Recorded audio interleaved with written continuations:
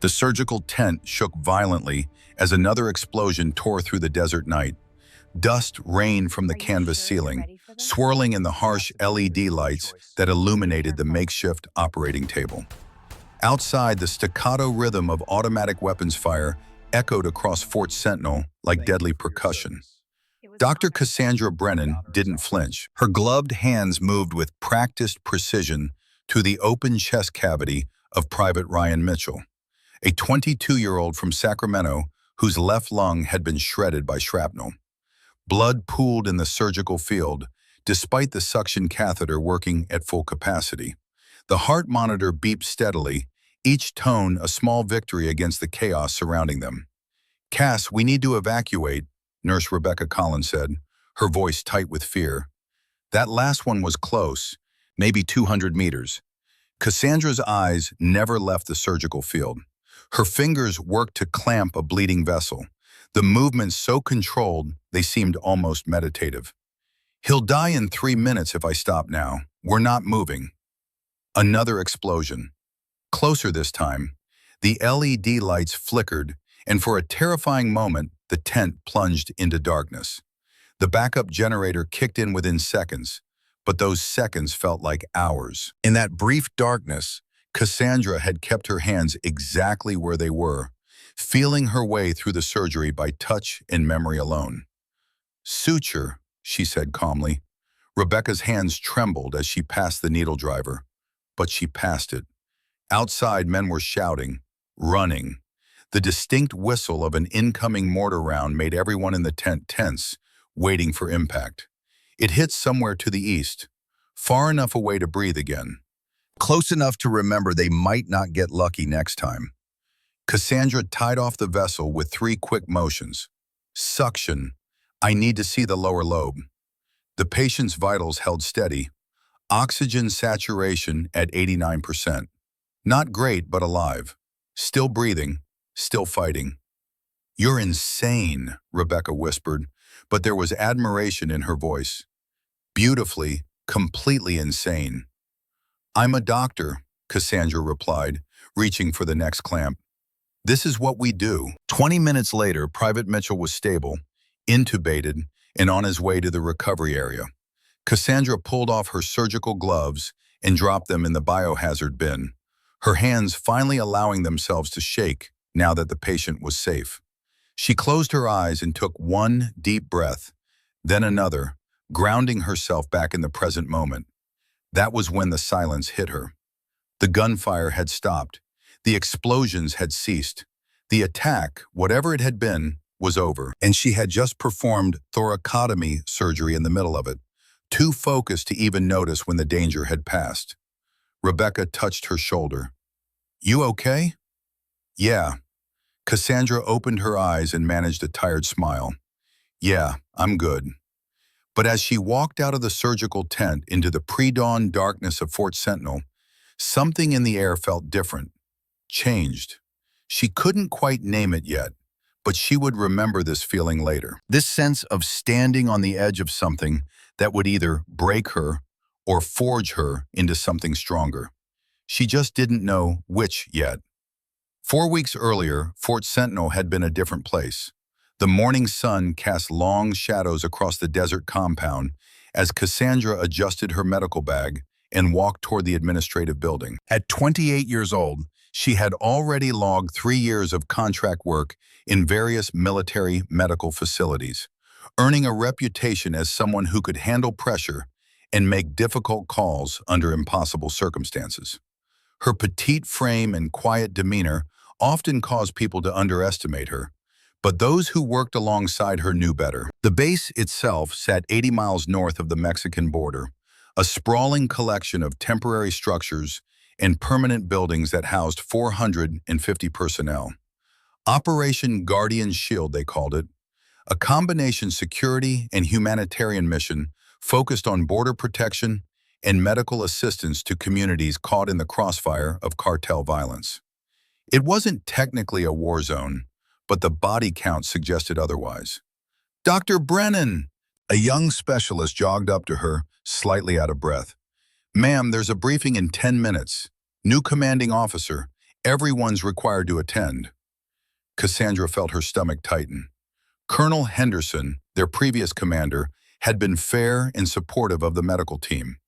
Under his leadership, the field hospital had operated efficiently, saving countless lives while maintaining excellent morale. But Henderson had been reassigned 3 days ago, promoted to a position at Fort Hood.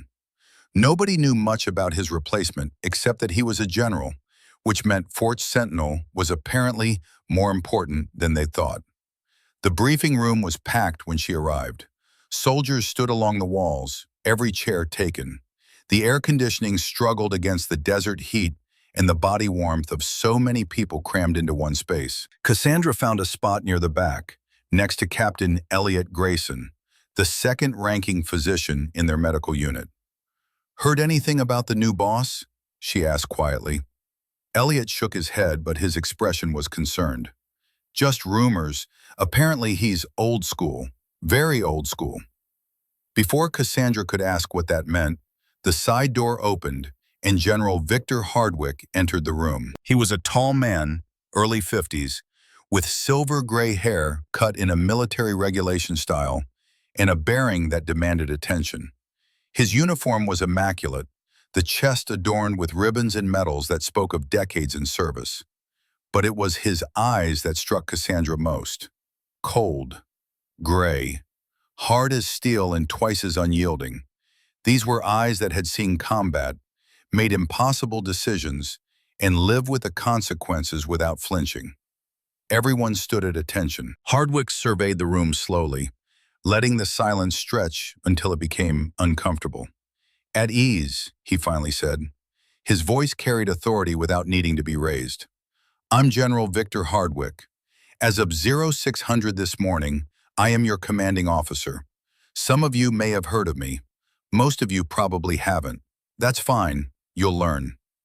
He moved to the front of the room, his movements precise and economical. "I've spent the past 72 hours reviewing the operations of this base.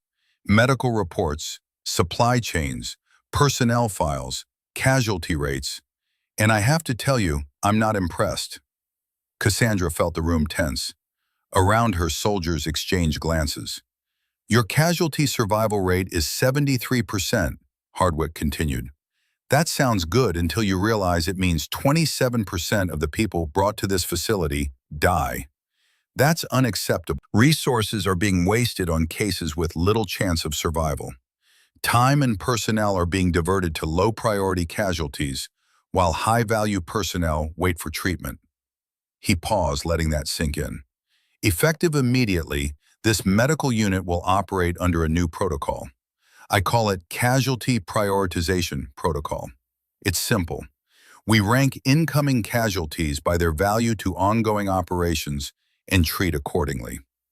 Cassandra felt her mouth go dry. She knew where this was going. "Category A casualties," Hardwick said, ticking off on his fingers. "Commissioned officers, high-skill specialists, mission-critical personnel. They receive immediate priority treatment regardless of injury severity. Category B, combat personnel and essential support staff. Category C, general support personnel and local civilians with American citizenship. Category D," he paused meaningfully, "refugees, suspected cartel members, and non-citizens receive only basic stabilization if resources permit." The room had gone completely silent. Nobody moved. Nobody breathed. Cassandra stood up. Every eye turned to her. She felt the weight of their attention but kept her gaze locked on Hardwick's face.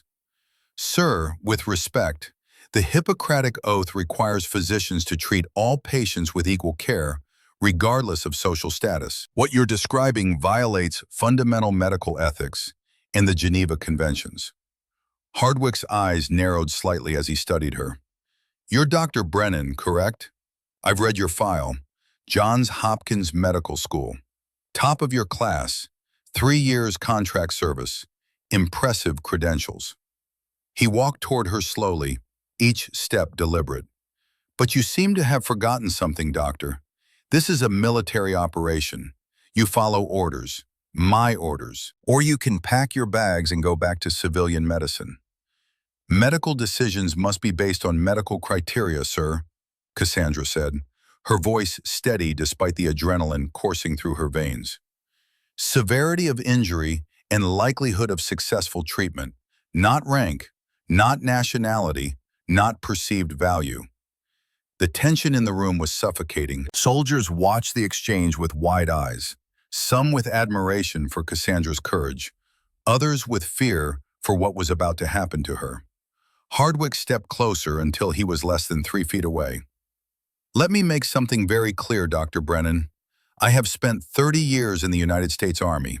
I have commanded troops in 3 different theaters. I have made decisions that cost lives and saved lives.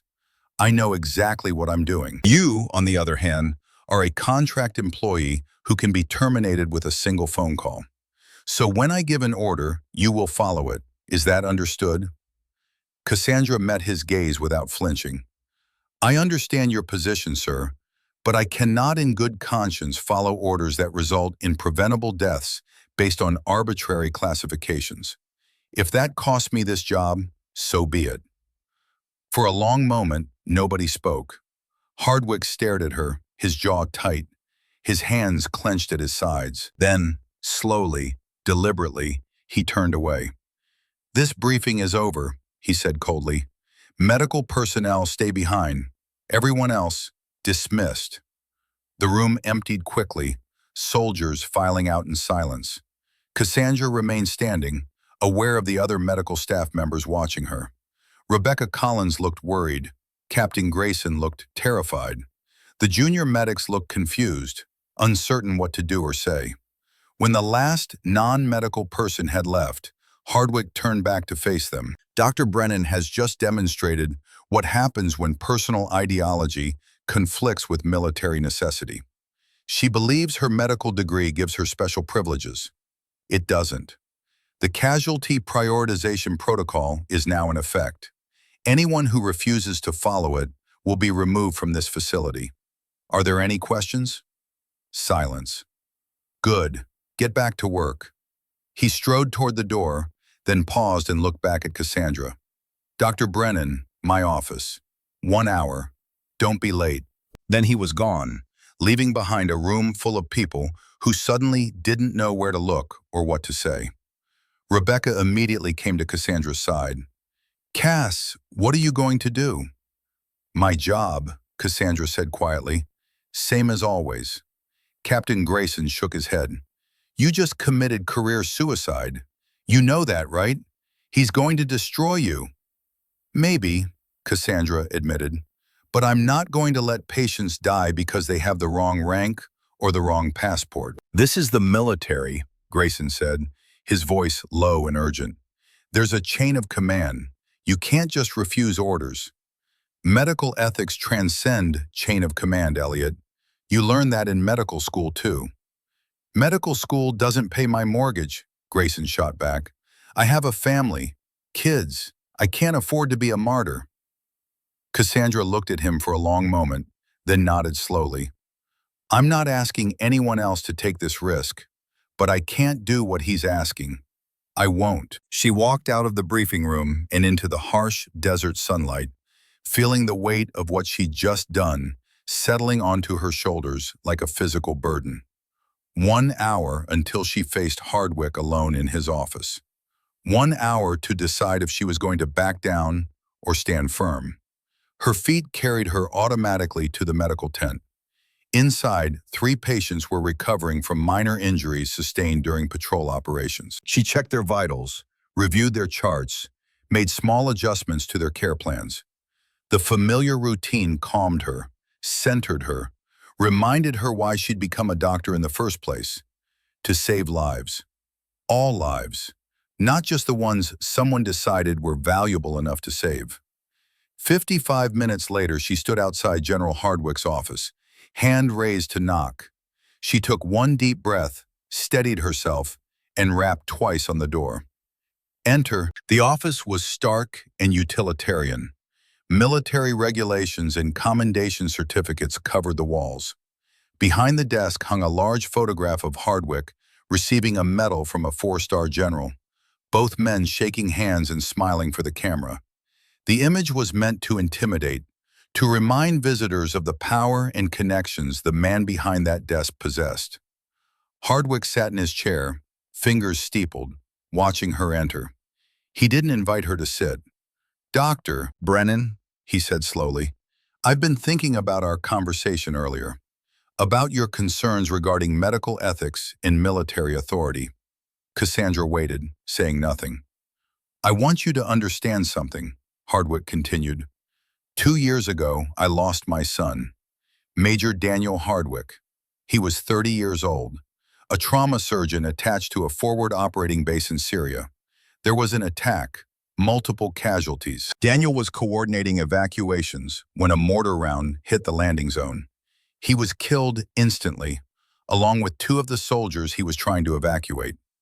He paused, and for a brief moment, something flickered in those cold gray eyes. Pain, loss, grief so deep it had carved new lines into his face. "Do you know what my son was doing when that mortar hit?" Hardwick asked. "He was staying behind to help 3 enlisted men get on the helicopter. There were 2 wounded officers who needed evacuation first, but Daniel made a judgment call. He thought the enlisted men had better survival chances. He prioritized based on medical criteria, not rank, just like you suggested we should do." Cassandra's chest tightened. She began to see where this was going. "Those 2 officers died waiting for the next helicopter," Hardwick said, his voice hardening. "One was a Special Forces captain who had 17 years of experience and knowledge of enemy operations that could have saved dozens of lives.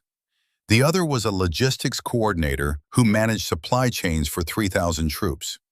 Both died because my son decided 3 regular infantrymen were more important." "Sir, I'm sorry for your loss," Cassandra said quietly. "But I'm not finished," Hardwick cut her off. "One of those 3 infantrymen my son saved? He was discharged 6 months later for PTSD. Never returned to duty. The second one was killed in a training accident 4 months after that. The third deserted and is currently wanted by military police. So tell me, Dr. Brennan, was my son's decision the right one? Did those 3 men justify the deaths of 2 officers who could have made a real difference?" The question hung in the air between them, heavy and cruel. "Your son made the best decision he could with the information he had," Cassandra said carefully. "Medicine isn't about calculating future value. It's about saving the life in front of you right now. That's all we can do." "That's exactly the kind of naive idealism that got my son killed," Hardwick said flatly.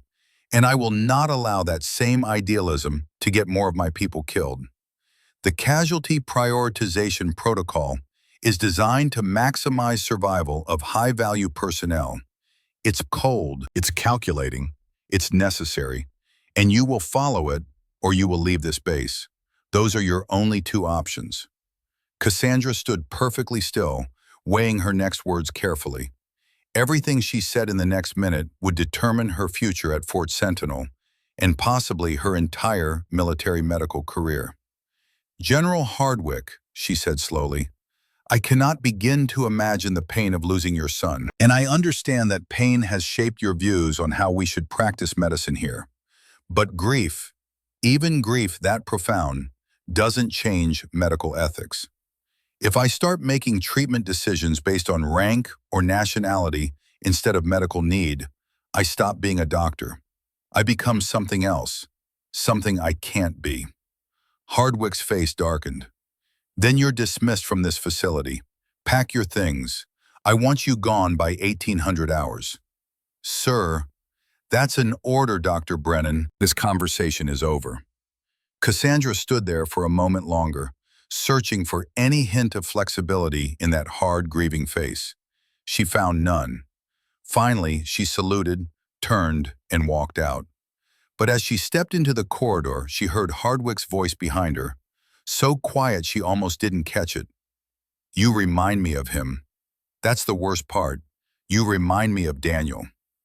She didn't turn around, didn't respond, just kept walking, feeling the weight of that statement settling into her bones like lead. 3 days passed. 3 days during which Cassandra continued working at the medical facility despite Hardwick's order to leave. She expected military police to escort her out at any moment, but they never came.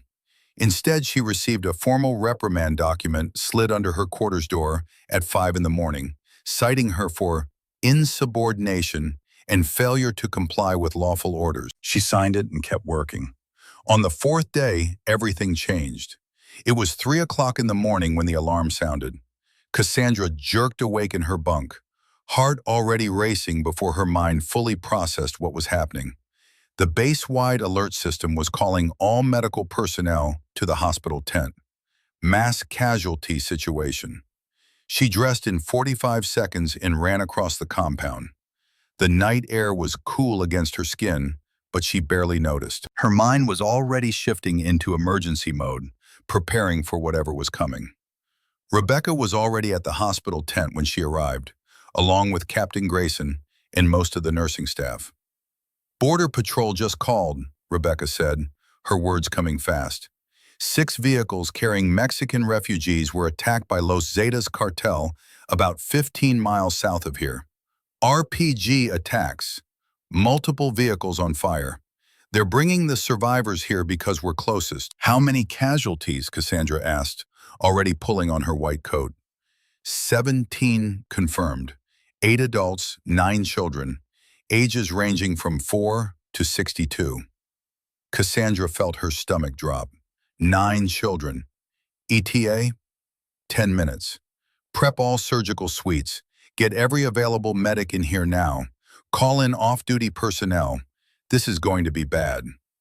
The next 8 minutes were a controlled chaos of preparation. Surgical trays were sterilized. IV lines were staged. Blood supplies were brought up from refrigeration. Cassandra moved through the space, giving orders, her voice calm and clear, despite the adrenaline flooding her system. She was checking the ventilator in Surgical Suite 2 when she heard the voice behind her. "What the hell is going on here?" She turned to find General Hardwick standing in the entrance to the tent, his uniform hastily put on, his face dark with anger. "Mass casualty situation, sir," Cassandra said crisply. 17 refugees attacked by cartel forces. They'll be here in approximately 3 minutes. "Refugees," Hardwick repeated, his voice flat. "Mexican nationals?" "Yes, sir. Men, women, and children. Multiple critical injuries according to the Border Patrol report." "And you're preparing to treat them?" Cassandra met his gaze steadily. "They're human beings in need of medical attention, sir. Yes, I'm preparing to treat them." Hardwick's jaw tightened. "Dr. Brennan, these casualties fall under Category D of the Casualty Prioritization Protocol. Basic stabilization only. They are to be transferred to civilian hospitals as soon as possible." "The nearest trauma center is 120 miles away," Cassandra said. "Multiple casualties with critical injuries won't survive transport without surgical intervention." "Sir, these are children. Some of them are—" "I don't care if they're children or grandmothers," Hardwick cut her off. "This is a military medical facility with limited resources. Those resources are reserved for American military personnel. You will stabilize these refugees and transfer them. That is a direct order." Outside, they could hear the sound of approaching vehicles. The casualties were arriving. Cassandra looked at Hardwick, at his hard eyes and rigid posture, and made a decision that would change both of their lives forever. "I'm sorry, sir," she said quietly, "but I can't follow that order." Then she turned her back on him and walked toward the entrance of the tent to receive her patients. The first ambulance doors opened, and Cassandra saw a sight that would haunt her dreams for months to come. A small girl, maybe 7 years old, covered in blood and dust. Her eyes were open but unfocused, her breathing shallow and rapid. Shrapnel wounds covered her torso. Her name, Cassandra would learn later, was Maria. "Get her to Suite 1, Cassandra ordered, her hands already moving to assess the damage.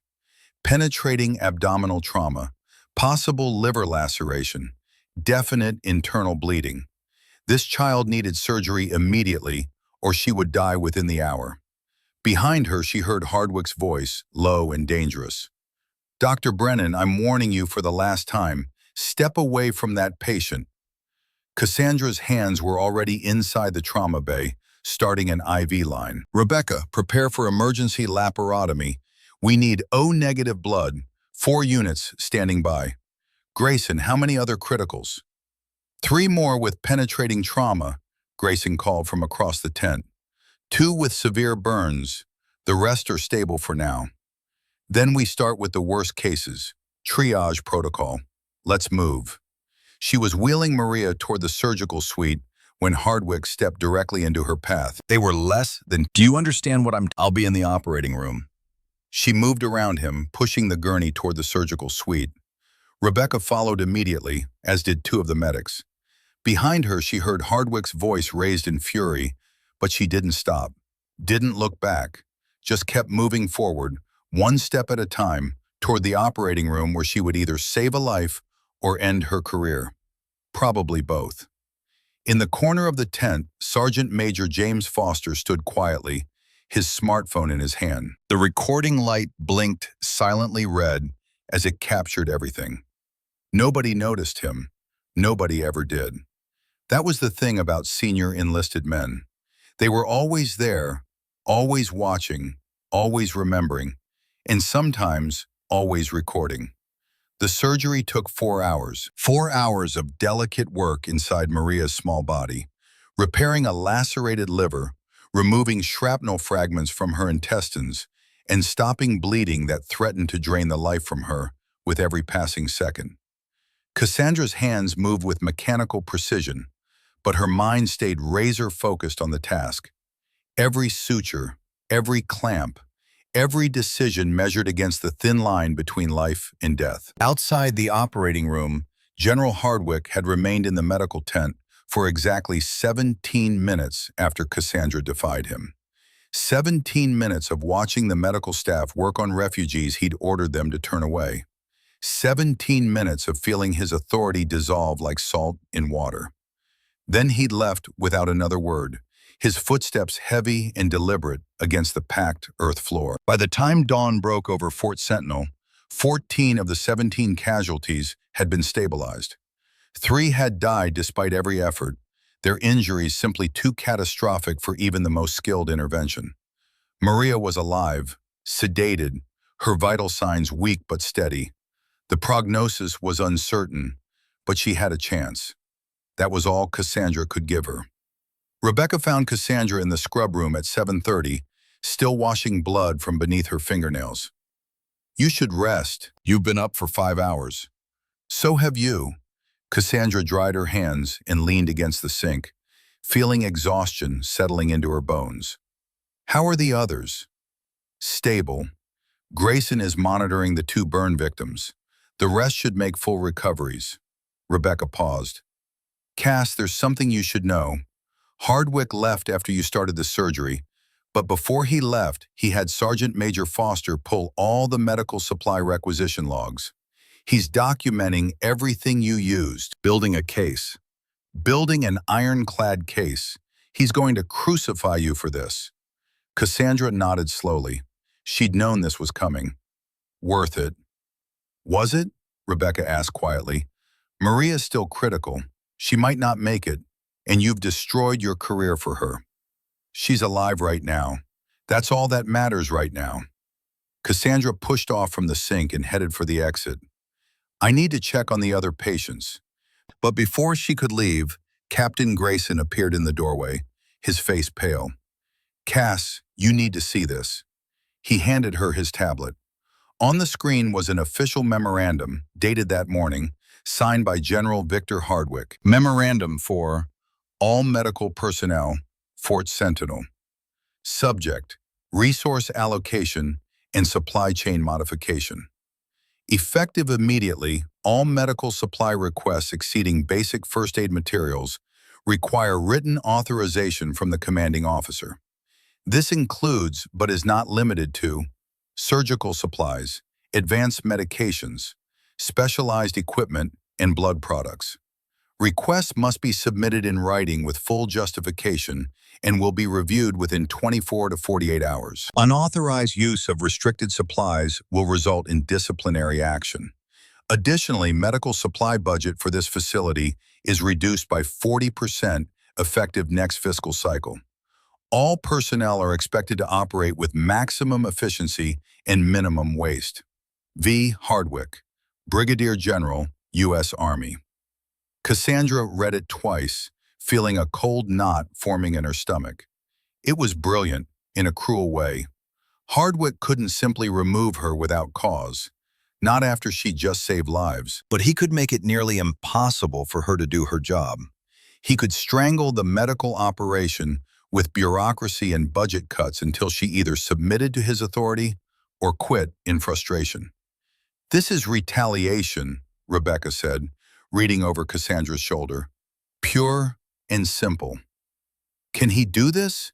one of the younger medics asked. "He's the commanding officer," Grayson said quietly. "He can do pretty much whatever he wants with base resources." Cassandra handed the tablet back, her mind already working through the implications. Every surgery would now require advance approval. Every emergency would be subject to Hardwick's judgment. And given his casualty prioritization protocol, that meant some patients would simply be denied care. "We work with what we have," she said finally. "Find alternatives, be creative, we adapt." "For how long?" Grayson asked. "Cass, this isn't sustainable. He's going to grind us down until we break." "Then we don't break." But even as she said it, Cassandra wondered how long she could maintain that resolve. Hardwick had resources and authority. She had principles and stubbornness. In a long war of attrition, principles didn't always win. The test came sooner than she expected. 11 days after the refugee incident, Sergeant Malcolm Drummond was brought into the medical tent, screaming. Cassandra was reviewing patient charts when she heard the commotion and ran to the intake area. What she saw made her stomach turn. Drummond was a 12-year veteran, 35 years old, originally from Edinburgh, Scotland. He'd been in an armored vehicle when it struck an improvised explosive device. The fuel tank had ruptured and ignited. By the time his squad pulled him out, 60% of his body was covered in second and third-degree burns. His chest, back, and arms were charred, the skin blackened and cracking. The smell of burned flesh filled the tent. "Get him to the burn unit," Cassandra ordered, her training overriding her horror. "Start fluid resuscitation, 2 IV lines, lactated Ringer's solution. Rebecca, I need—" She stopped. The burn unit supplies were classified as restricted under Hardwick's new protocol. Everything she needed to properly treat Drummond required written authorization that would take 24 to 48 hours to process. Drummond would be dead or permanently disfigured long before that approval came through. "Ma'am?" Rebecca was waiting, her eyes reflecting the same realization Cassandra had just reached. "Use what we have," Cassandra said, making a split-second decision. "Basic burn protocols, sterile dressings, morphine for pain, aggressive hydration. I'll submit the requisition for advanced supplies immediately."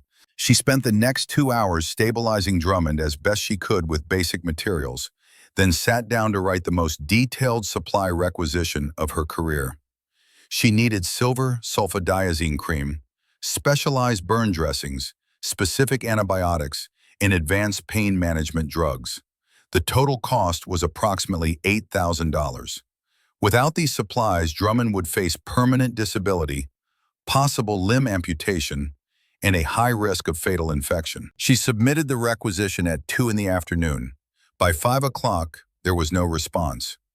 By 9 that evening, she received a one-line email from Hardwick's office. "Request denied.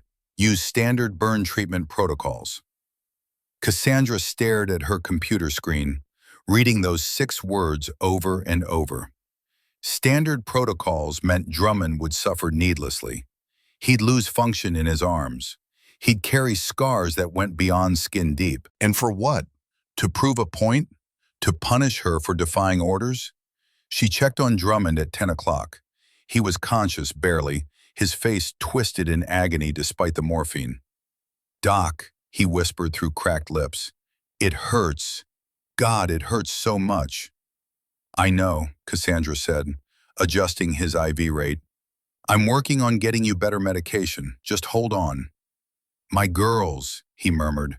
"I got 2 girls back in Edinburgh, 4 and 6 years old. I need to see them again, Doc. I need to make it home."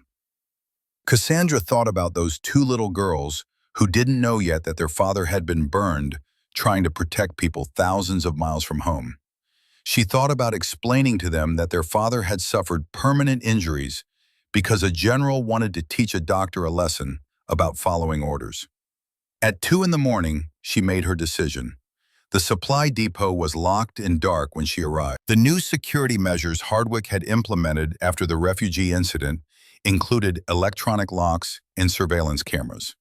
Cassandra approached anyway, Rebecca beside her. "This is insane," Rebecca whispered. "There are cameras everywhere." "I know. If we get caught, I know." Standing guard at the entrance was Private Kyle Turner, a 20-year-old kid from Kentucky who'd been at Fort Sentinel for 8 months. He stiffened when he saw them approaching.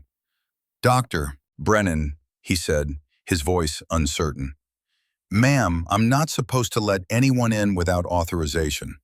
General's orders." "I know, Kyle.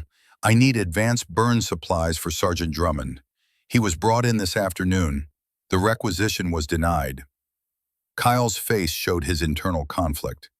"Ma'am, the general said if I let anyone in without proper authorization, I'd face court-martial. My mom's sick back home. I'm sending her money every month for treatment. If I lose this job, I can't help her." Cassandra stepped closer, keeping her voice low and steady. "Kyle, Sergeant Drummond has 2 daughters, 4 and 6 years old. They're in Scotland waiting for their daddy to come home. Right now he's lying in that tent in agony because I don't have the supplies to properly treat him. Without treatment, he'll carry those scars forever. He might lose function in his arms. He might not be able to hold his daughters when he finally sees them again." She could see Kyle wavering, his hands trembling slightly. "I helped your mom when she visited last month, remember? When she had that respiratory issue and I stayed late to make sure she was okay before her flight home? I did that because taking care of people is what we do. It's who we are. And right now, Sergeant Drummond needs us to be who we are." Kyle looked at the door, then back at Cassandra. His eyes were wet. "Sergeant Drummond helped me when I first got here. I didn't know anything, and the other guys were giving me a hard time. He stood up for me. Then help me stand up for him." For a long moment, Kyle didn't move. Then slowly he reached for his keys. "I didn't see anything," he said quietly, turning his back. "I'm going to check the perimeter. That'll take about 2 minutes. When I get back, this door better be locked again." Cassandra and Rebecca moved quickly. They knew exactly what they needed: silver sulfadiazine cream, specialized dressings, antibiotics, advanced analgesics. They filled a medical bag with supplies worth nearly $10,000 and were back outside in 90 seconds. Kyle had his back turned, staring out into the desert darkness. As they passed him, Cassandra touched his shoulder. "Thank you." He didn't respond, didn't turn around, just kept staring into the night as they disappeared back toward the medical tent. What none of them knew was that every moment had been captured in high-definition clarity by 3 different security cameras. By 7 o'clock the next morning, General Hardwick would have the footage, and by 8 o'clock, the consequences would begin. Cassandra spent the pre-dawn hours treating Drummond with the proper supplies. She applied the silver sulfadiazine cream to his burns, dressed them with specialized materials that would promote healing and reduce scarring, and administered pain medication that actually worked. For the first time since the injury, Drummond's face relaxed into something approaching peace. "Better?" she asked. "So much better," he breathed. "Thank you, Doc. Thank you." She was adjusting his IV when Rebecca appeared at her shoulder, her face ashen. "Cass, we need to talk. Now." They stepped into the supply closet, the only private space available. Rebecca pulled out her phone and showed Cassandra an email that had gone out at 7:45 that morning to all medical personnel. Private Kyle Turner is hereby demoted to Private E1 for violation of security protocols and disobeying direct orders. He is fined $500 and reassigned to Elmendorf Air Force Base, Alaska, effective immediately. His transfer orders are being processed, and he will depart Fort Sentinel within 72 hours. Dr. Cassandra Brennan is issued a final written warning for unauthorized access to restricted materials in violation of supply chain protocols. Any further disciplinary incidents will result in immediate termination and possible court-martial proceedings. This matter is closed. V. Hardwick. Cassandra felt like she'd been punched in the stomach. Kyle, that sweet kid who'd helped them because it was the right thing to do, demoted, fined, shipped to Alaska away from his sick mother and everything he knew. He's destroying everyone around you, Rebecca said. First Kyle, and he's already talking about reassigning me to administrative duties. Cass, he's going to isolate you completely. Where's Kyle now? In his barracks, packing. Cassandra found him 20 minutes later. He was methodically folding his uniforms, his eyes red but dry. When he saw her, he straightened up. Ma'am. Kyle, I'm so sorry. This is my fault. I should never have put you in that position. You were trying to help Sergeant Drummond, Kyle said quietly. I made my choice. I knew what might happen. Your mother. I'll figure something out. I always do. He zipped up his duffel bag. Is Sergeant Drummond going to be okay? Yes, he's going to recover. Almost complete recovery because of what you did. Kyle nodded slowly.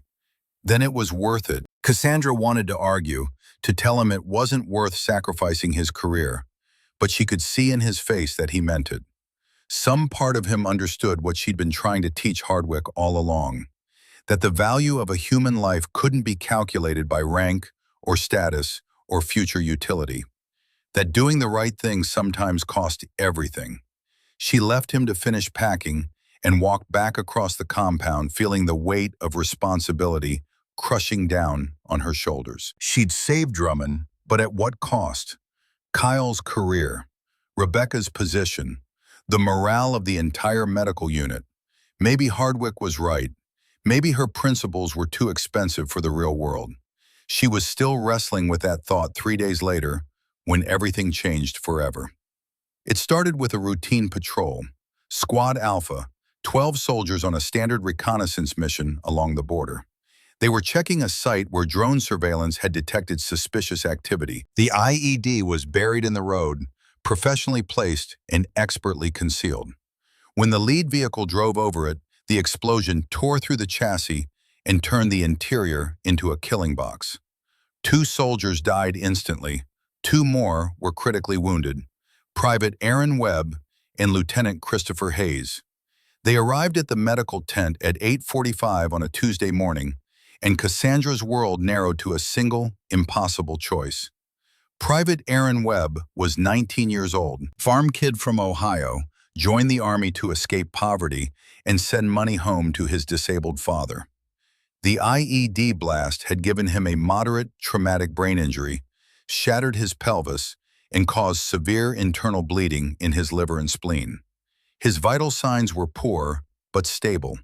His pupils were reactive. His prognosis, if treated immediately, was approximately 70% survival with an 85% chance of complete recovery. With proper surgery, he'd live and eventually return to duty. Lieutenant Christopher Hayes was 26, West Point graduate, 3 years of service, son of Senator Richard Hayes, who sat on the Senate Armed Services Committee. His traumatic brain injury was more severe, his Glasgow coma score lower, and he had multiple additional injuries, including spinal trauma and a collapsed lung. His prognosis was approximately 45% survival, with only a 30% chance of full recovery. Even with immediate surgery, he'd likely face permanent neurological complications. The problem was simple and terrible. Fort Sentinel had 2 surgical suites, but one was currently occupied with another surgery that couldn't be stopped. They had advanced life support equipment, but only one ventilator capable of handling severe brain trauma cases. They had Cassandra and Captain Grayson, 2 surgeons for 2 patients who both needed immediate operations. Whoever was treated first had a 40% better chance of survival. Whoever waited would likely die or suffer permanent disability. Cassandra stood between the 2 gurneys, her mind racing through the calculations. Medically, the answer was clear. Webb had better survival odds and better recovery potential. Standard triage protocols said you treated the patient most likely to benefit. That was Webb, but she knew what Hardwick would say. Hayes was an officer. His father was a senator. He represented exactly the kind of high-value personnel the casualty prioritization protocol was designed to protect. "Dr. Brennan," one of the medics said urgently, "we need a decision, now." Cassandra looked at Webb's young face, still carrying the softness of teenage years barely left behind. She looked at Hayes, older and more weathered, but still someone's son. Both of them deserving life. Both of them running out of time. "Prep Webb for immediate surgery," she said. "Grayson, you take Hayes as soon as Suite 2 is available. Rebecca, get me a full trauma panel on both patients. Move." The team exploded into action. Webb was being wheeled toward the surgical suite when Cassandra heard the voice she'd been dreading. "Stop. Right now. Stop." General Hardwick stood in the entrance to the tent, breathing hard like he'd been running. His face was flushed, his uniform slightly disheveled. He'd clearly received the casualty report and rushed over. "Lieutenant Hayes is a commissioned officer," Hardwick said, his voice tight with barely controlled emotion. "He will be treated first." "General, I've assessed both patients," Cassandra replied, not stopping her preparations. "Private Webb has significantly better survival odds. Medical protocol requires—" "I am giving you a direct order, Dr. Brennan." Hardwick moved to block the path to the surgical suite. "Lieutenant Hayes will be treated first. That is not a request." Cassandra felt the tent go silent. Every medical staff member, every medic, every wounded soldier in the recovery area, everyone stopped and watched. This was the moment everything had been building toward, the final confrontation. "Sir, if I delay treatment for Webb, he'll die. His injuries are immediately life-threatening. Hayes's condition, while serious, is more stable. I can save both of them if I operate in the correct order. If I reverse that order, Webb dies and Hayes's chances drop significantly." "That's not your decision to make," Hardwick's voice rose. "You keep acting like your medical degree puts you above military authority. It doesn't. Lieutenant Hayes is an officer. His father is Senator Richard Hayes. He has value beyond his individual life. He represents leadership, training, strategic importance. Private Webb is a 19-year-old kid 6 months out of basic training. I'm sorry, but in a combat zone, some lives are worth more than others. That's the hard truth you refuse to accept." Cassandra began the anesthesia induction for Webb, her hands steady even as her heart hammered against her ribs. "The Hippocratic Oath doesn't have a clause for rank, sir. Neither does the Geneva Convention. I treat based on medical need, not social value. You're refusing a direct order. I'm following my medical training and ethical obligations." Hardwick's face went from flushed to dark red. The veins in his neck stood out like cords. "You arrogant, self-righteous piece of work. You think you're better than everyone else? That you're the only one with principles? I've been in the Army for 30 years. I've commanded troops in 3 theaters. I've made impossible decisions that cost lives to save more lives. And you, a contract civilian who's been here for 3 years, you think you can lecture me about duty?" He was shouting now, and people throughout the compound could hear him. "You're just like my son," Hardwick continued, his voice cracking slightly. "Daniel thought he knew better too, thought his precious principles were more important than following orders. And you know what? He died. He died because he prioritized wrong, because he let ideology override tactical reality, and I will not watch that happen again. Cassandra finished the anesthesia and picked up her scalpel. Around her, the medical team had frozen, uncertain whether to continue or stop. She looked directly at Hardwick, her voice calm and clear. "Your son died a hero, sir. He died trying to save lives. There's no wrong in that. There's no mistake in that. And I'm going to honor his memory by doing exactly what he would have done. I'm going to save the patient who needs me most." She turned her back on Hardwick and bent over Private Webb, making the first incision. For 3 seconds, nothing happened. Then Hardwick's hand moved to his service weapon. He drew his Beretta M9 in a single, smooth motion, the action of a man who'd carried that weapon for decades. The metal gleamed under the harsh LED lights. For a frozen moment, everyone in the tent thought he was going to point it at Cassandra. Instead, he raised the barrel toward the ceiling and pulled the trigger. Bang! The sound was deafening in the confined space, a physical assault on the eardrums. Dust exploded from the ceiling where the bullet struck. Someone screamed. Medical equipment rattled. The sharp smell of gunpowder flooded the tent. Bang! Bang! Bang! Bang! 5 shots, 5 holes in the canvas ceiling, 5 points where sunlight now streamed through like accusatory fingers pointing down at what had just happened. Rebecca had dropped to the floor, hands over her head. 2 medics had thrown themselves against the wall. Captain Grayson was under a desk, his face white with terror. Patients in the recovery area were crying out, thinking they were under attack. And Cassandra had not moved. Her hands were still in Private Webb's chest cavity, her eyes still focused on the surgical field, her breathing still steady and controlled. The only sign she'd even noticed the gunfire was a slight tightening around her eyes. The silence after the 5th shot was absolute. Nothing moved, nothing breathed. Even the wind seemed to have stopped outside. Hardwick stood with his weapon raised, smoke curling from the barrel, his chest heaving. His eyes were wide, almost surprised, like he couldn't quite believe what he'd just done. He looked at the gun in his hand as if seeing it for the first time. "Did that get your attention, Doctor?" he asked, his voice shaking. Cassandra slowly raised her head and looked at him. Her face was completely calm, almost serene. When she spoke, her voice cut through the silence like a blade. "Sir, you just discharged a firearm in a medical facility filled with wounded soldiers and medical personnel.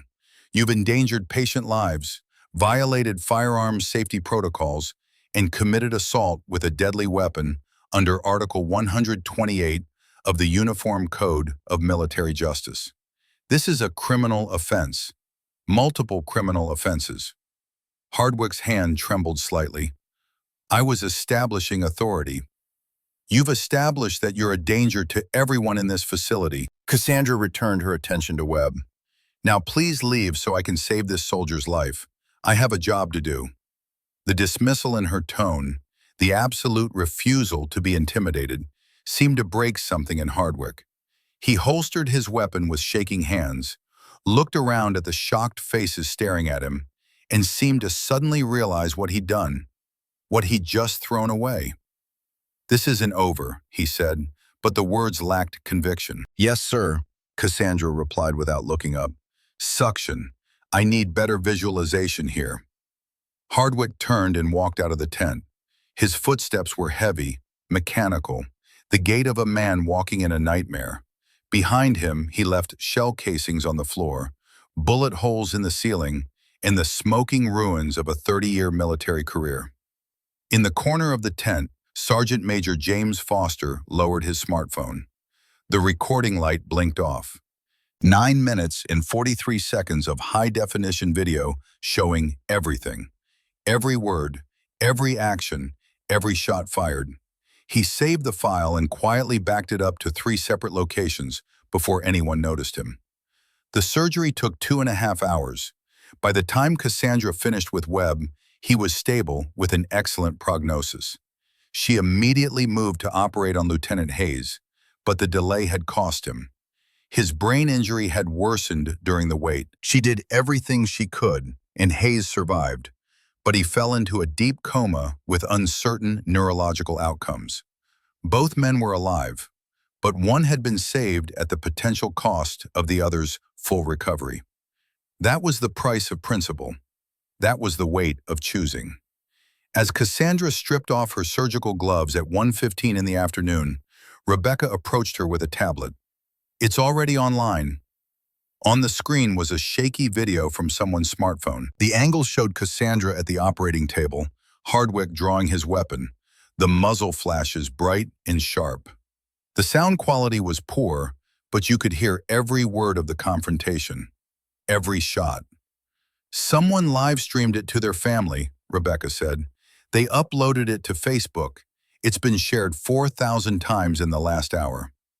Cassandra watched her own face on the screen, saw herself refuse to move even as a general fired a weapon 3 feet from her head. She looked small and stubborn and terrified and brave all at once.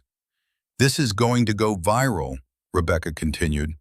"This is going to be everywhere." "I know. Hardwick's finished. His career is over." "I know. And you? What happens to you?" Cassandra looked at the tablet, at the frozen frame showing her standing between two wounded soldiers, refusing to choose based on rank, accepting the consequences of following her conscience. "I guess we'll find out." The video went viral within 6 hours. By 3 o'clock that afternoon, it had been picked up by a military news blog with 50,000 followers. By 5 o'clock, Military Times had embedded it in their breaking news section. By 6:30, CNN was running it on their evening broadcast, with the chyron reading, "General fires weapon at female doctor in field hospital." By 8 o'clock, it was trending #1 on Twitter under the hashtag Justice for Dr. Brennan. The video had captured everything in brutal clarity.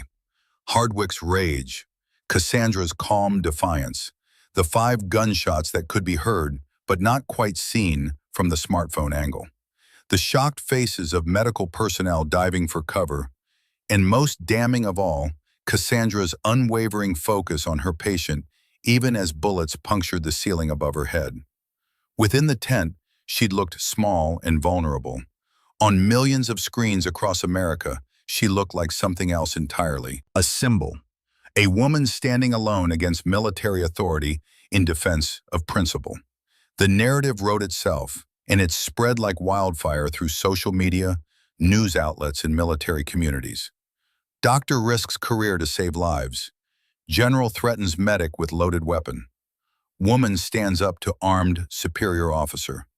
Every angle of the story had elements that made it irresistible to share, comment on, argue about. By 9 o'clock that evening, the Pentagon had issued a statement saying they were aware of the incident and conducting a thorough investigation. By 10 o'clock, General Hardwick had been placed on administrative leave, confined to base, and stripped of his command authority pending investigation. By 11 o'clock, investigators from the Criminal Investigation Command were en route to Fort Sentinel from Fort Hood. Cassandra learned all of this secondhand while monitoring Private Webb in the recovery area. She'd been working for 20 straight hours, and her body was starting to shut down, but she refused to leave her patients. Webb was stable and responding well. Lieutenant Hayes remained in a coma, but his vital signs were holding. Both men were alive. That was all that mattered right now. Rebecca brought her a cup of terrible coffee at midnight. "You need to sleep." After morning rounds, "Cass, you're swaying on your feet. The patients are stable. Grayson and I can handle the night shift." Rebecca paused. "There are reporters at the front gate, dozens of them. Base security won't let them in, but they're demanding statements." "Tell them I have no comment." "They're calling you a hero." Cassandra looked up from Webb's chart, her eyes bloodshot and exhausted. "I'm not a hero, Becca. I'm just a doctor who did her job, that's all. You stood up to a general with a gun. I ignored a man who was having a breakdown. There's a difference." Cassandra returned to her charting. "How's Hardwick?" "You're asking about Hardwick? After what he did? He's a human being who lost control. That doesn't make him evil, it makes him broken. Cassandra signed off on a medication order. Has anyone checked on him? Made sure he's okay? Rebecca stared at her. You're unbelievable. He fired a gun at you and you're worried about his well-being? He fired a gun near me, not at me. Important distinction. Cassandra stood up, her knees cracking. And yes, I'm worried. A man doesn't do what he did unless he's in serious psychological distress. Someone should make sure he's not alone right now. Sergeant Major Foster went to check on him an hour ago. Hardwick refused to open his door. Cassandra nodded slowly. She wanted to feel anger toward Hardwick, wanted to embrace the righteous fury that would make this all simpler. But all she felt was a deep, aching sadness for a father so destroyed by grief that he'd tried to prevent other fathers from making the same choices his son had made. Tried and failed and destroyed himself in the process. Get some rest, Rebecca said gently. Tomorrow's going to be intense. She was right. Tomorrow would change everything. The investigator arrived at 7 o'clock the next morning. Colonel Thomas Bennett was 45 years old, with iron gray hair and eyes that missed nothing. He'd built a reputation within the Army's Judge Advocate General Corps as a man who followed evidence wherever it led, regardless of rank or politics. He'd investigated the Haditha killings, the Abu Ghraib scandal, and a dozen smaller incidents that had ended careers and sent officers to military prison. His presence at Fort Sentinel meant this was being taken very seriously. Cassandra met him in a small conference room that smelled of stale coffee and desert dust. Bennett sat across from her with a digital recorder, a notepad, and a tablet displaying what looked like witness statements. Dr. Brennan, he began, his voice neutral and professional, I want to thank you for meeting with me. I know you've had a difficult 24 hours. I'm fine, sir. How can I help? I need to understand exactly what happened yesterday morning. I've watched the video footage multiple times, but I want to hear your account in your own words. He pressed record on the device. Start from when you received the casualties and walk me through your decision-making process. Cassandra took a breath and began. She described the arrival of Webb and Hayes, the medical assessments that determined Webb had better survival odds, her decision to operate on him first. She explained the casualty prioritization protocol that Hardwick had implemented, her previous conflicts with him about medical ethics, and the escalating confrontation that had led to the weapon discharge. She spoke for 20 minutes without interruption. Bennett took notes but didn't stop her, letting her tell the story at her own pace. When she finished, he looked up from his notepad. Dr. Brennan, why didn't you follow General Hardwick's order?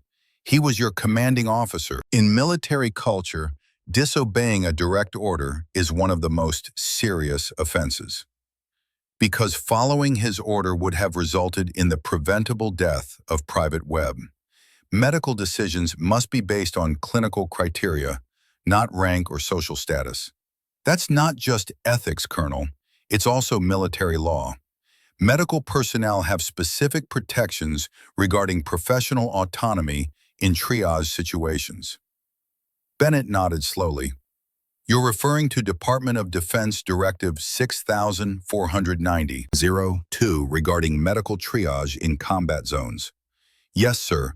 Medical personnel are required to make treatment decisions based on medical need and likelihood of survival.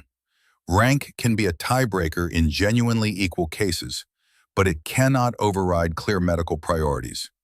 And you believed Webb's case was medically clearer? Not believed, knew. His prognosis was significantly better. Approximately 70% survival versus 45%, 85% chance of full recovery versus 30%. Those aren't marginal differences, Colonel. They're decisive. Bennett made more notes. Let's talk about the weapon discharge. Did you feel your life was in danger? Cassandra paused, considering the question carefully. No, sir. I didn't think General Hardwick intended to shoot me. I think he was trying to establish dominance, to frighten me into compliance. It was intimidation, not attempted murder. He fired 5 rounds in a medical facility filled with wounded patients and personnel. That's reckless endangerment at minimum. Yes, sir, it was reckless. It was dangerous. It was wrong. But I don't believe he was trying to hurt anyone. I think he was a man in psychological crisis, making catastrophically bad decisions. Bennett studied her for a long moment. You're being remarkably charitable towards someone who threatened you with a loaded weapon. I'm being accurate, sir. General Hardwick lost his son 2 years ago under circumstances that mirror what happened yesterday. His son made the same kind of medical decision I made, prioritizing based on survival odds rather than rank. I think General Hardwick has been trying to prevent another version of his son from making that same choice. He couldn't save Daniel, so he's been trying to save everyone else by forcing a different protocol. It's traumatized grief manifesting as rigid control. That's a very psychological analysis. I'm a doctor. Understanding human behavior is part of the job. Cassandra leaned forward slightly. Colonel, I'm not trying to excuse what he did, but I think it's important to understand why he did it. He's not a monster. He's a father who never processed his loss. Bennett closed his notepad. Doctor, Brennan, you're aware that General Hardwick's legal team is building a case for court-martial proceedings against you. They're arguing that your pattern of insubordination created an impossible command situation that forced him to take extreme measures. I'm aware. And you're still defending his psychological state? I'm being honest about what I observed. My job is to tell the truth, not to pick a side. Cassandra met his gaze steadily. Sir, can I ask you something? Of course. What happens to Hardwick, realistically? Bennett was quiet for a moment. Given the evidence, the video footage, the multiple witnesses, and the nature of the offense, he'll be relieved of command, probably demoted, possibly court-martialed for assault, reckless endangerment, and conduct unbecoming an officer. His career is over. And me? That depends on what my investigation reveals. Right now, you have significant public support and strong legal footing regarding medical autonomy. But if Hardwick's team can demonstrate a pattern of insubordination beyond medical decisions, they might build a case. He paused. I'm going to be honest with you, Doctor. This is complicated. You were right on medical grounds, but you repeatedly defied direct orders. In the military, that's a serious problem, regardless of whether you were morally justified. I understand. Do you? Because if this goes to a tribunal, you could lose your medical license. You could face criminal charges. Support Hardwick's psychological state doesn't protect you from the consequences of your actions. I know, Cassandra said quietly, but I'd make the same choices again. Some things are worth the consequences. Bennett studied her for a long moment, then nodded slowly. I believe you would. Dismissed, Dr. Brennan. I'll be in touch. Over the next 3 days, Bennett interviewed 47 people, medical staff, soldiers who'd witnessed various confrontations, patients Cassandra had treated. He reviewed supply requisitions, medical records, email chains, and security footage. He compiled 400 pages of documentation and analyzed 14 separate video clips from different angles. What emerged was a picture of 2 people locked in an impossible conflict. Hardwick trying to prevent another loss like his son by implementing rigid control systems. Cassandra trying to practice medicine according to her training and ethics. Both of General Hardwick, Bennett began, I need to understand your thinking on the morning of the incident. Walk me through what was going through your mind. Hardwick was silent for almost a minute. When he finally spoke, his voice was rough. I thought I was preventing another death like Daniel's. My son died because he made treatment decisions based on medical idealism rather than tactical reality. When I saw Dr. Brennan about to make the same kind of choice, something in me just broke. So you drew your weapon? I wasn't thinking clearly. I just knew I had to stop her, had to make her understand the stakes. Hardwick's hands trembled slightly on the table. I fired into the ceiling.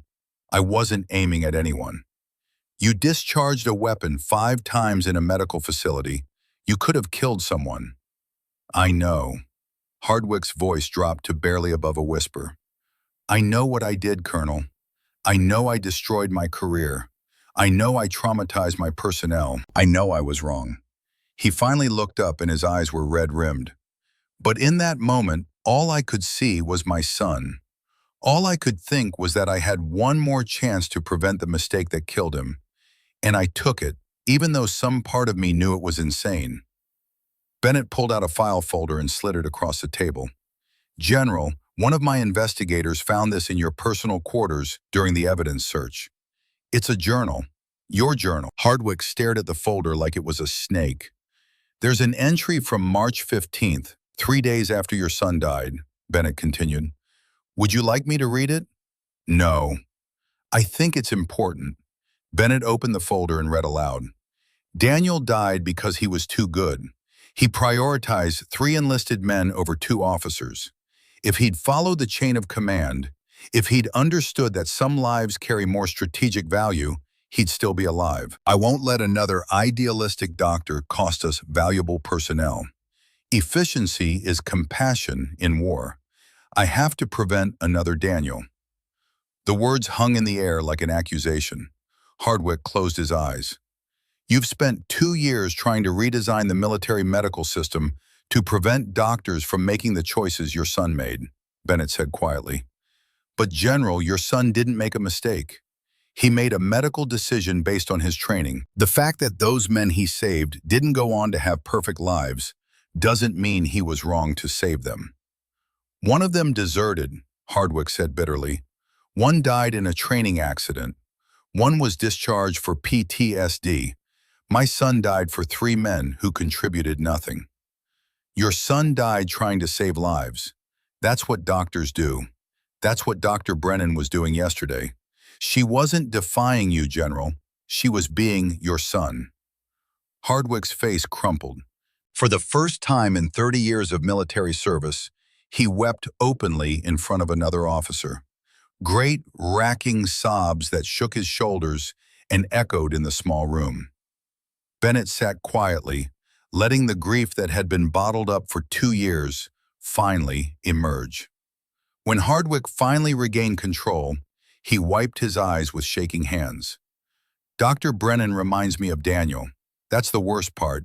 Every time I see her, I see him, and I can't stand it.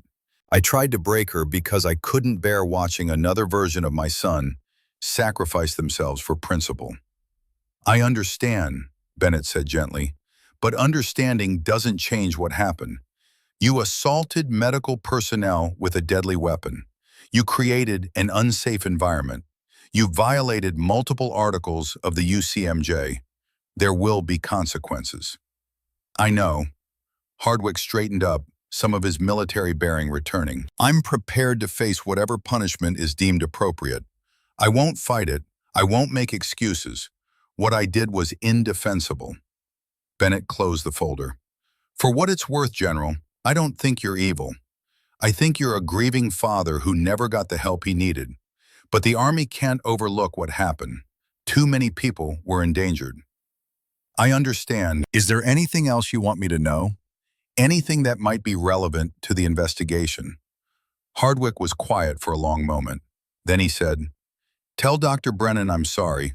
Tell her she was right, and I was wrong. Tell her Daniel would have been proud of her. His voice broke again. Tell her I wish I could have been the father my son deserved, instead of the commander who tried to destroy someone who reminded me of him. Bennett made notes. I'll include that in my report. By the end of the week, Bennett had completed his preliminary investigation. The evidence was overwhelming and pointed in only one direction. On Monday morning, he submitted his findings to the commanding general at Fort Hood with recommendations for how to proceed. The tribunal was scheduled for 3 weeks later. In the interim, Fort Sentinel existed in a strange limbo. Hardwick remained confined to quarters, officially stripped of authority, but still physically present on base. Cassandra continued her medical duties under the temporary command of Colonel Patterson, who'd been brought in from Fort Bliss to manage operations. The media continued to camp outside the front gate, hoping for interviews or statements. And the soldiers of Fort Sentinel chose sides. Approximately 70% wore blue armbands, the color of medicine, showing support for Cassandra. They organized a candlelight vigil outside the medical tent, started a petition demanding her full exoneration, and created social media accounts defending her actions. Sergeant Malcolm Drummond, his burns healing beautifully thanks to the supplies she'd obtained, became one of her most vocal advocates. Dr. Brennan saved my life when she could have obeyed orders, he told a reporter who'd managed to sneak onto base. I'm just a sergeant from Scotland. I'm nobody important. But to her, I was worth risking everything. That's the kind of doctor, the kind of person we need in uniform. About 20% sided with Hardwick, or at least with the principle of military authority. Captain Grayson wrote an editorial in the base newsletter, arguing that discipline and chain of command were essential to military effectiveness, and that personal conscience couldn't override orders. Several senior officers shared his concerns privately, worried about the precedent this set. The remaining 10% tried to stay neutral, terrified of picking the wrong side. Private Kyle Turner, waiting for his transfer orders to Alaska, became an unexpected voice in the debate. He'd been demoted and punished for helping Cassandra access the medical supplies, and everyone expected him to be bitter. Instead, he wrote a letter that was posted on multiple military forums. I got demoted for doing the right thing, he wrote. Lost rank, lost money, getting shipped to Alaska away from my sick mom. And you know what? I'd do it again in a heartbeat. Because Sergeant Drummond is alive and healing. Because Dr. Brennan showed me that integrity isn't just a word we say in formations. It's a choice you make when everything's on the line. General Hardwick tried to teach me that following orders matters more than following your conscience. Dr. Brennan taught me that some orders aren't worth following. I know which lesson I'm taking with me to Alaska. The letter went viral within military communities and was eventually picked up by major news outlets. Kyle became a symbol of young service members caught between duty and morality, and his story added another layer to the national conversation about Cassandra and Hardwick. Through it all, Cassandra kept her head down and did her job. She treated patients, trained junior medics, and avoided reporters. She'd been advised by multiple people to hire a lawyer, to prepare a defense, to start thinking about her future. She'd ignored all of it. Her philosophy was simple: tell the truth and let the consequences come. Private Webb woke up from sedation on day 6, groggy but alert. His cognitive functions were intact, his motor control was returning, and his internal injuries were healing well. When he learned about the controversy surrounding his treatment, he cried. She saved my life, he told Rebecca. I'm just some farm kid from Ohio. I'm nobody, and she chose me over an officer, over a senator's son. She chose me. Lieutenant Hayes remained in a coma, but his condition was stable. His father, Senator Richard Hayes, arrived at Fort Sentinel on day 8 demanding answers. He was a tall man in his 60s, with silver hair and a face accustomed to cameras in command. He strode into Colonel Patterson's office, expecting deference, and got military courtesy instead. My son is in a coma because a doctor prioritized a private over an officer, Senator Hayes said, his voice cold with anger. I want that woman court-martialed. I want her medical license revoked. I want her destroyed. Colonel Patterson, who'd served 30 years and didn't intimidate easily, met his gaze steadily. Senator, your son is alive because Dr. Brennan operated on him after saving Private Webb. She could have stopped after the first surgery. She'd already worked 5 hours straight under immense stress. Instead, she immediately moved to your son's case and did everything humanly possible to save him. If she'd operated on Christopher first, if she'd operated on Lieutenant Hayes first, Private Webb would be dead, and your son's survival odds would have been only marginally better. Dr. Brennan made the medically sound decision. That decision is why you still have a son to visit. Senator Hayes's face darkened. You're defending her? I'm stating facts, sir. Facts that will be presented at the tribunal. Patterson leaned forward slightly. Senator, I understand you're angry. I understand you want someone to blame for your son's condition. But Dr. Brennan isn't the enemy here. She's the reason both men survived. The senator spent 3 hours at his son's bedside, holding a limp hand and talking to an unconscious face. When he emerged, some of the rage had drained from his expression, replaced by exhaustion and fear. He found Cassandra in the medical tent, reviewing supply inventories. She looked up as he entered, recognized him immediately from news coverage and stood. Senator Hayes, I'm Dr. Brennan. I'm very sorry about your son. He studied her for a long moment. She was small, young, tired. Nothing like the monster he'd built up in his mind. You chose not to operate on my son first. I chose to operate on the patient with the best chance of survival first. That's standard triage protocol. I'm sorry that patient wasn't Lieutenant Hayes, but I made the medically correct decision. He's in a coma. Yes, sir. The delay in surgery contributed to complications, but he's alive, and there's still hope for recovery. If I'd reversed the order, Private Webb would be dead, and your son's outcome would likely be the same or worse. Senator Hayes's jaw worked. You're very certain of yourself. I'm certain of my training and my judgment. Beyond that, I'm just doing my job as best I can. He looked at her for a long moment, then nodded slowly. My son is 26 years old, West Point graduate. I'd planned his whole career, general by 40, maybe Pentagon leadership, maybe politics, he paused. But right now, I just want him to wake up. I want to hear his voice again. And you gave me that chance, even if it wasn't the chance I would have chosen. Sir, if your son wakes up, tell him he fought hard. Tell him his body did everything it could. And tell him I'm sorry I couldn't save both of them perfectly. Senator Hayes's eyes were wet. I came here to destroy you. I know. I think I was wrong. You were scared for your son. That's not wrong. It's human. He nodded slowly, then turned and walked out without another word. But the next day, his office issued a statement saying that Senator Hayes had full confidence in the military medical personnel at Fort Sentinel and would not be pursuing any personal legal action related to his son's care. It was a small victory, but it mattered. The tribunal convened on a Monday morning, 3 weeks after the incident. It was technically an administrative hearing rather than a full court-martial, but the implications were just as serious. 3 military judges would review the evidence and make recommendations regarding both Hardwick and Cassandra. The proceedings took place in Fort Sentinel's largest conference room, which had been converted into a makeshift courtroom. Reporters were barred from the hearing itself, but they crowded the hallways and exterior, hoping for information. Hardwick arrived first, wearing his dress uniform without insignia of rank. He looked diminished somehow, smaller than he'd seemed when he'd commanded the base.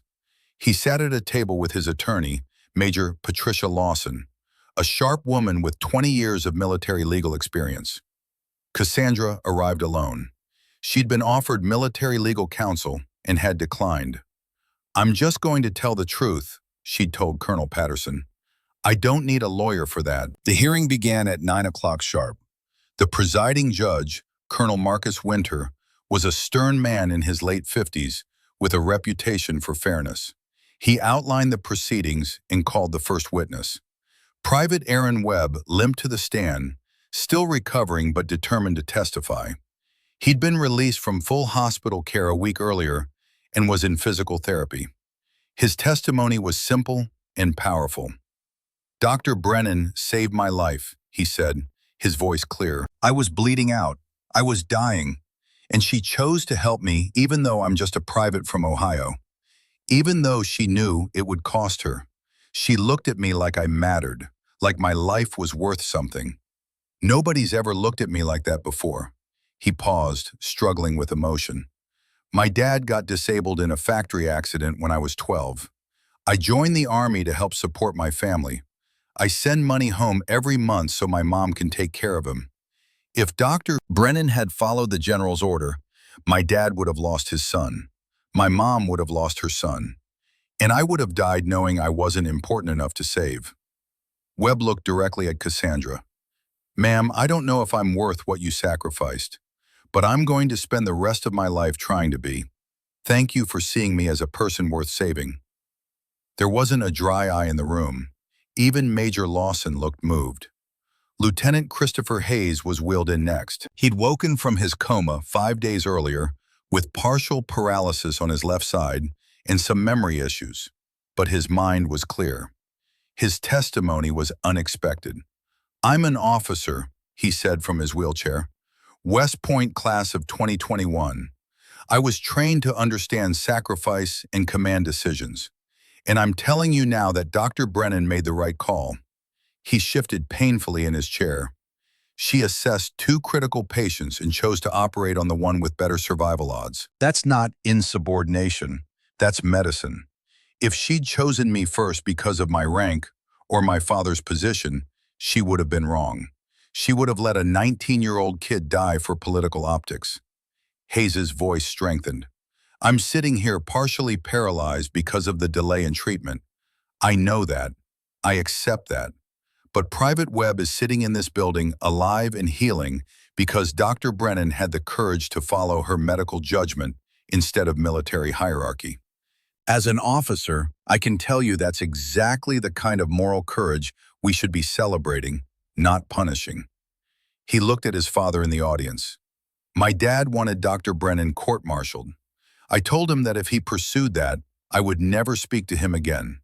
Because some things matter more than rank. Some things matter more than politics. Integrity matters. Conscience matters. And Dr. Brennan has both in spades. Senator Hayes stood up in the gallery. My son is right. I was wrong. Dr. Brennan, I'm sorry for the pain my initial response caused you. You saved both of these men. That's all that should matter. The testimony continued throughout the day. Rebecca testified about Cassandra's consistent commitment to ethical medical practice. Sergeant Drummond limped to the stand and showed his healing burns, explaining how Cassandra had risked everything to get him proper treatment. Private Kyle Turner, granted temporary leave from Alaska specifically to testify, described the impossible position Hardwick's policies had created for personnel trying to do the right thing. Captain Grayson provided the most complicated testimony. He admitted to opposing Cassandra initially out of fear for his career. I was wrong, he said quietly.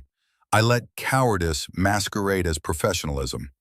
Dr. Brennan showed me what real medical ethics look like, and I was too scared to support her. That's on me. He pulled out an envelope. I'm submitting my resignation from military medicine, effective immediately. I'm going to return to civilian practice and try to remember why I became a doctor in the first place. Dr. Brennan reminded me that being a physician means choosing conscience over comfort. I forgot that. I won't forget again. The final testimony of the day came from Sergeant Major James Foster. He submitted his video evidence, the 9 minutes and 43 seconds that showed everything. The judges watched in silence as Hardwick drew his weapon and fired 5 rounds. As Cassandra refused to move, as medical personnel dove for cover, as the tent filled with smoke and fear. When the video ended, Colonel Winter looked at Foster. Sergeant Major, why did you record this? Sir, I've served 25 years. I've seen a lot of confrontations between officers and subordinates, but I'd never seen anything like what was building between the general and Dr. Brennan. I had a feeling it was going to come to a head, and I wanted documentation in case it did. You believed General Hardwick might become violent? I believed he was in psychological distress, sir. I thought he needed help, but I wasn't in a position to provide it. So I did what I could. I recorded the truth. Thank you, Sergeant Major. Dismissed. The tribunal adjourned for the day at 6 o'clock. Everyone was exhausted. The judges retired to deliberate overnight.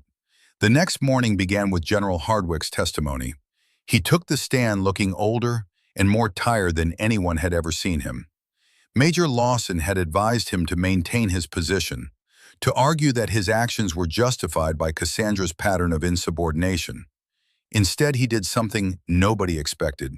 He told the truth. "Everything Dr. Brennan did was right," he said, his voice steady but low. "Everything I did was wrong. I implemented policies designed to prevent doctors from making medical decisions based on clinical judgment because I was trying to prevent what happened to my son. I retaliated against medical personnel who opposed me. I created an environment of fear and intimidation. And when Dr. Brennan stood up to me one final time, I drew my weapon and fired it in a medical facility filled with wounded patients." He paused, looking directly at the judges. "I want to be absolutely clear. Dr. Brennan was never insubordinate. She was simply doing her job according to medical ethics and military regulations that protect medical decision-making autonomy. I was the one violating regulations. I was the one who prioritized my personal trauma over the well-being of this command. I destroyed my career, and I accept full responsibility." Colonel Winter leaned forward. "General Hardwick, why did you fire your weapon?"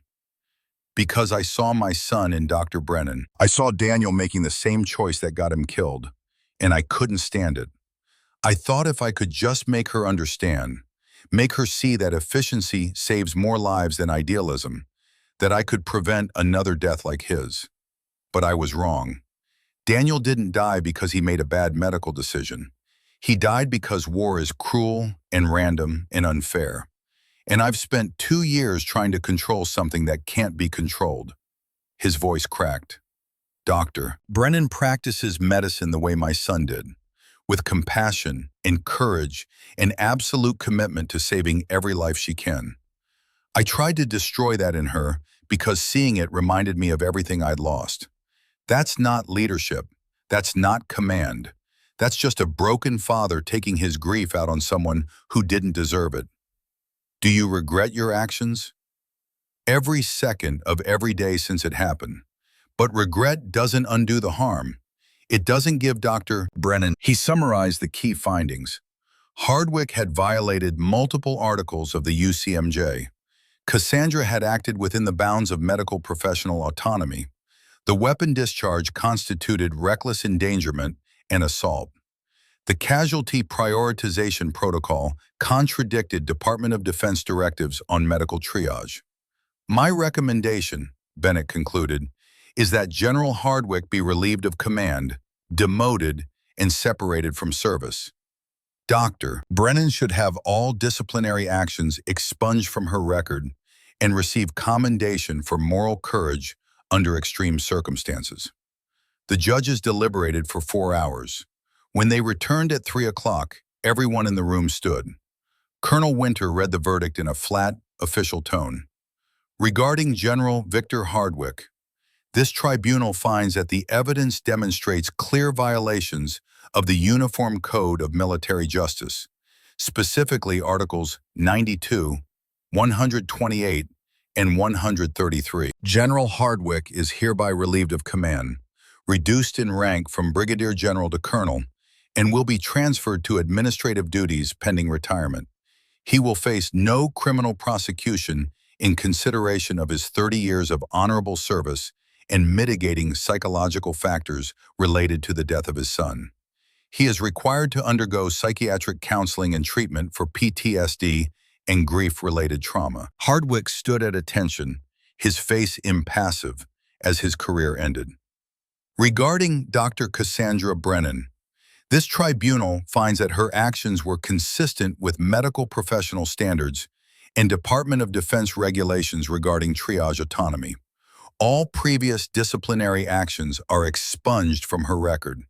She is commended for moral courage and dedication to duty under extreme circumstances. She will be offered the position of Chief Medical Officer for the Southwestern region, overseeing medical operations at 7 military facilities.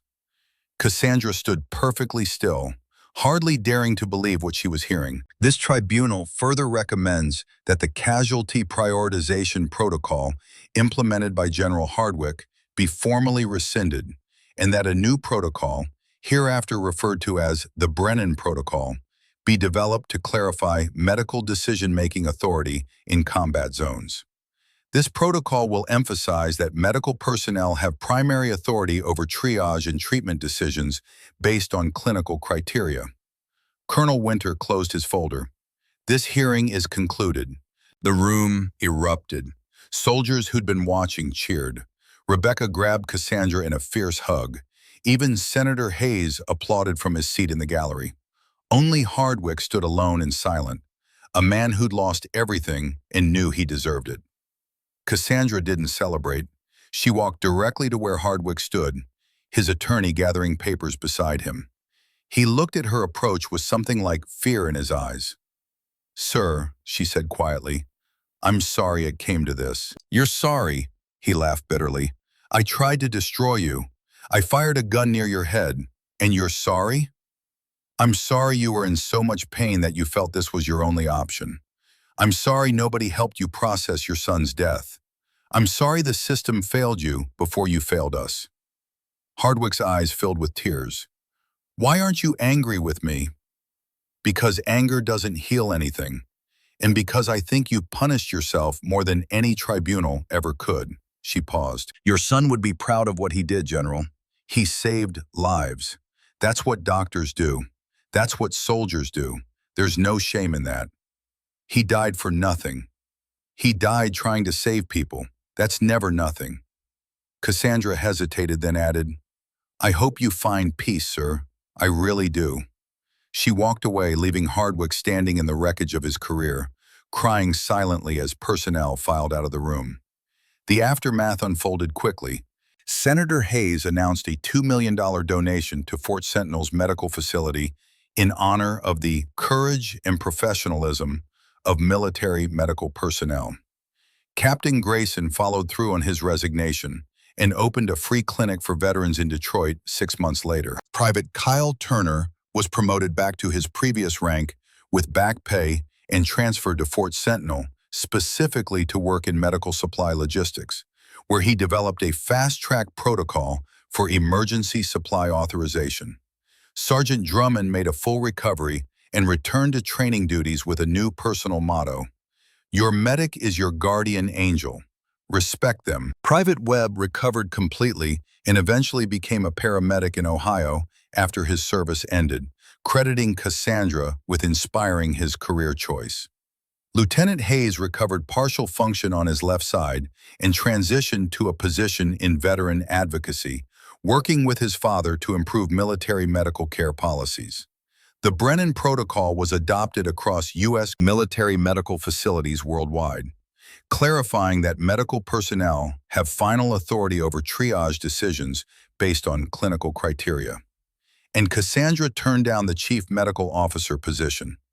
"I belong here," she told Colonel Patterson, "with the soldiers who stood by me. I'm not interested in administration. I'm interested in medicine." She remained at Fort Sentinel as Director of Field Medicine, treating patients and training the next generation of military medical personnel. The blue armbands worn by her supporters became permanent fixtures, transformed into official medical corps insignia representing medical ethics and moral courage. 5 years passed. Cassandra Brennan was 33 years old when she became the youngest U.S. Army Surgeon General in history. The appointment was announced in July 2029, and she was invited to give a speech at West Point Military Academy the following month. She stood before 1,200 cadets on a warm afternoon, looking out at young faces full of ambition and uncertainty. She told them about Fort Sentinel, about the choice between orders and conscience, about the cost of standing alone for principle. She didn't mention Hardwick by name, but everyone knew the story. "5 years ago," she concluded, "I stood in a medical tent with a choice between following an order and following my oath. I chose my oath, and it almost destroyed me. But I learned something important that day. Courage isn't the absence of fear. Courage is doing what's right when everything, your career, your safety, your future, tells you to stop. A general once taught me the hardest lesson of my life, that pain doesn't heal by inflicting pain on others. that grief doesn't improve by spreading it around, that the only way forward is through understanding, forgiveness, and commitment to being better than our worst moments. The cadets gave her a 5-minute standing ovation. The video went viral, accumulating 2.3 million views in 24 hours. Brennan's legacy trended on Twitter. Military medical schools across the country added her speech to their ethics curriculum. After the speech, Cassandra spent 2 hours meeting with cadets, signing books, answering questions. The line seemed endless, but she gave each person her full attention. Finally, at 6 o'clock, only one person remained. A man in his late 50s stood at the end of the corridor, silver hair catching the late afternoon light. He wore a simple gray suit, no military insignia, no indication of rank. But Cassandra recognized him immediately. Victor Hardwick waited quietly as she approached, a white envelope in his hands. They stood 3 feet apart, looking at each other for the first time in 5 years. Neither spoke. Finally, Hardwick extended the envelope. Cassandra took it, their fingers briefly touching. Hardwick nodded once, turned, and walked away. She waited until she was alone in her rental car before opening it. Inside were 2 pages of handwritten text in a photograph. The photo showed a young man in military dress uniform, smiling at the camera. Major Daniel Hardwick, at 30 years old, his whole life ahead of him. The letter was written in careful, precise handwriting. Dr. Brennan, my son would have been 35 this month. Every year on his birthday, I write him a letter telling him about my life, about what I've learned, about the man I'm trying to become. This year, I'm writing to you instead. 5 years ago, I tried to destroy you because seeing you reminded me of everything I'd lost. You were competent, principled, brave, everything Daniel had been, and I couldn't stand it. I thought if I could break you, if I could force you to compromise your values, it would somehow justify the compromise I demanded Daniel make before he died. I told him to prioritize officers, to think strategically, to stop being so idealistic. The last conversation we had before he deployed was an argument about medical ethics versus military necessity. He died still believing I was wrong. And he was right. You proved that. You showed me that medical courage and military discipline aren't opposites. They're the same thing, just expressed differently. I spent the first year after the tribunal in counseling, working through grief and guilt and rage. I spent the second year volunteering at a veteran crisis center in Virginia. I've now worked with 127 veterans struggling with PTSD, prevented 14 potential suicides, and helped 89 people reconnect with families they pushed away. Every person I help, I tell them about a doctor named Cassandra Brennan, who taught me that one life is never worth less than another. That saving someone isn't about their rank or their future value. It's about the fact that they're a human being who deserves a chance. I cannot undo what I did to you. I cannot give you back the security I took or erase the trauma I caused. But I want you to know that because you refused to give up, because you stood your ground when everyone told you to back down, you saved more than Private Webb's life. You saved mine too. You showed me there was a path forward through grief that didn't require destroying everyone who reminded me of my loss. The photo I've enclosed is from Daniel's commissioning ceremony. On the back, he wrote something I found after he died. I want you to have it. Thank you for being what my son would have been if he'd lived. Thank you for showing me who he really was. And thank you for giving me the chance to become the father he deserved, instead of the commander who tried to destroy his legacy. I will spend the rest of my life trying to honor what you taught me. Victor Hardwick, proud father of Major Daniel Hardwick, M.D. Cassandra turned the photo over with trembling hands. On the back, in different handwriting, younger and more optimistic, were 5 words. To save a life is to save the world. She sat in her car as the sun set over West Point, tears streaming down her face, the photograph clutched to her chest. Somewhere in Virginia, an old soldier was helping veterans find their way home. Somewhere in Ohio, a young paramedic was saving lives. Somewhere in Scotland, 2 little girls had their father because a doctor refused to compromise. And here, in this car, holding this photo, Cassandra finally understood what she'd been fighting for all along. Not just for individual lives, though each one mattered, but for the principle that compassion and courage could coexist with discipline and duty, that the military could be strong without being cruel, that healing was possible even after the deepest wounds. That day in the surgical tent, while bullets punctured the ceiling above her head, she'd thought she was fighting for one patient, one choice, one moment of defiance. She'd been wrong. She'd been fighting for something much bigger, for a system that valued life over rank, for a culture that celebrated moral courage alongside military discipline, for a future where doctors like Daniel Hardwick and fathers like Victor Hardwick could finally be at peace with each other. She started her car and drove toward her hotel, the photo of Daniel Hardwick on the seat beside her.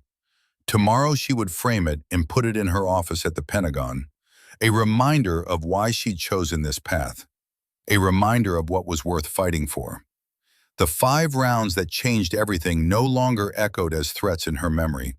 They had become something else, a reminder that courage was never about fearlessness. It was about choosing to act when everything told you to run. She'd made that choice 5 years ago in a desert tent while a broken general fired bullets into the ceiling. She'd make it again tomorrow and every day after, for as long as she wore the uniform and carried the oath. Some things were worth standing for.